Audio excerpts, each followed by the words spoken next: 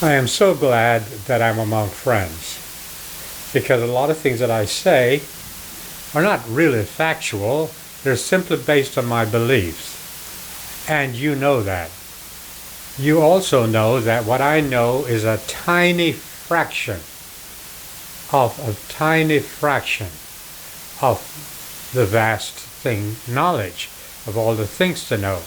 So in essence, I know nothing. And that's a good thing because in knowing nothing, I'm inspired to learn everything. And that to me is a good thing.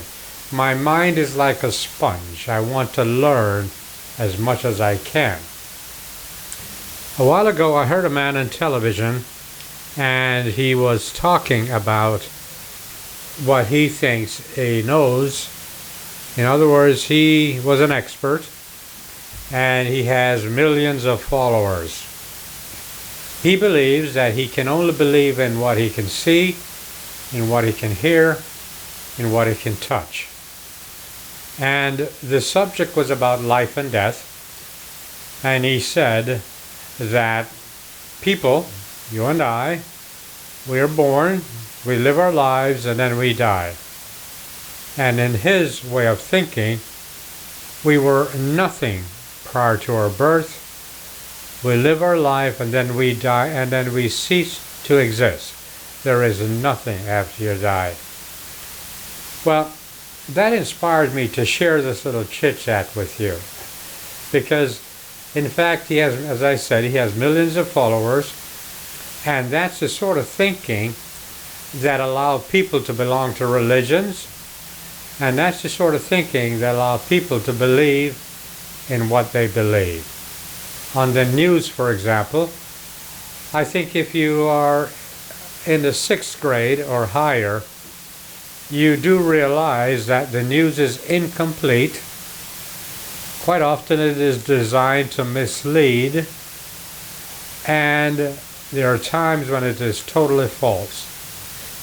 The news actually is based upon political theories and what the news manager wants you to know.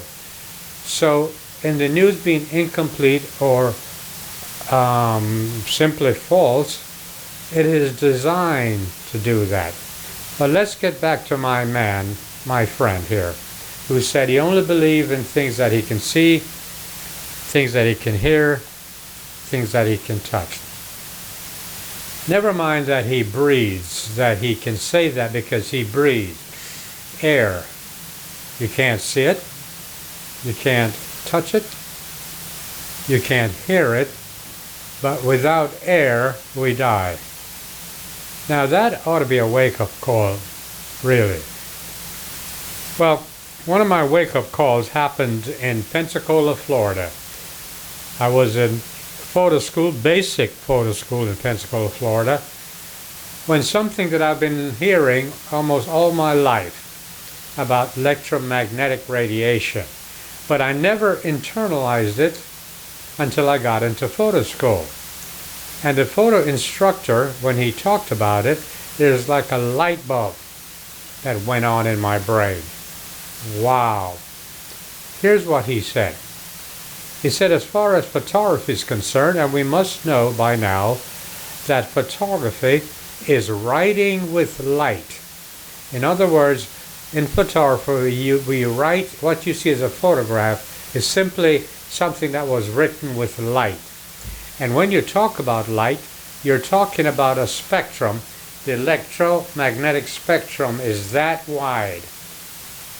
And when you talk about light, you're talking about that much of the spectrum. From 400 nanometers to 700 nanometers. Let me repeat that. From 400 nanometers to 700 nanometers. That's all we can see.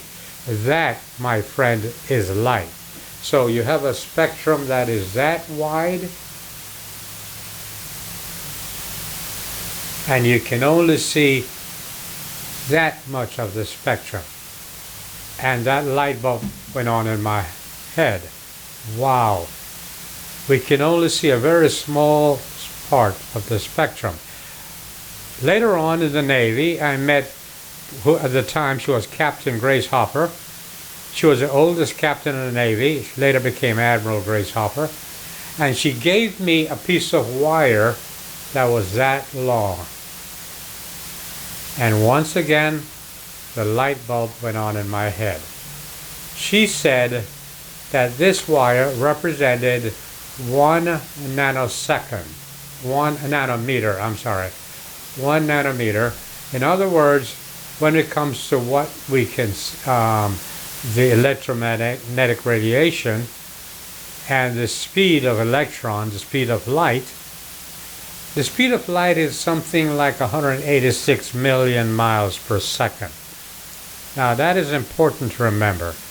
About 186 million miles per second. That's how light travels. You take a look at the country of Jamaica, for example.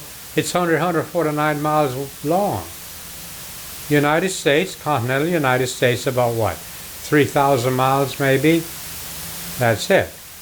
And the speed of light is 186 million miles per second, and this represented 1 nanosecond. And I'm thinking, wow. And then we get into something like the man said, he only believes in what he can hear. And again, a spectrum like that, he can only hear that. Maybe from 30 hertz to 35,000 hertz. That's all he can hear. A spectrum that wide, he can only hear that much. Can you imagine what we cannot perceive? What we cannot see, what we cannot hear, and that, my friend, is what we're talking about. We can only see and hear a very small part of the spectrum.